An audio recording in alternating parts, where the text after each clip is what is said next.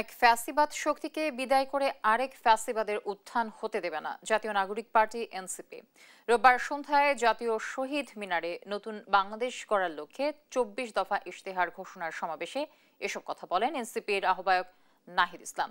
নাহিদ বলেন, গণ অভ্যুত্থানের আকাঙ্ক্ষা বাস্তবায়ন করতে না পারার ব্যর্থতা থেকেই এই ইশতেহার। গণপরিষদের মাধ্যমে নতুন সংবিধান, জুলাই অভ্যুত্থানের স্বীকৃতি ও বিচার, ন্যায়ভিত্তিক বিচার ব্যবস্থা সহ মোট ২৪টি ইশতেহার ঘোষণা করা হয়। এ সময় সমাবেশে উপস্থিত ছিলেন এনসিপির নেতা কর্মীরা। ২৪ দফা ইশতেহার। আমাদের প্রথম দফাটি হলো নতুন সংবিধান ও সেকেন্ড রিপাবলিক, উপনিবেশ বিরোধী লড়াই, স্বাধীনতা সংগ্রাম ও জুলাই গণ অভ্যুত্থানের জনগণের সাম্য, মানবিক মর্যাদা, সামাজিক সুবিচারের আকাঙ্ক্ষার ভিত্তিতে আমরা বহু ভাষা, সংস্কৃতি ও জাতির নতুন বাংলাদেশ তৈরি করব।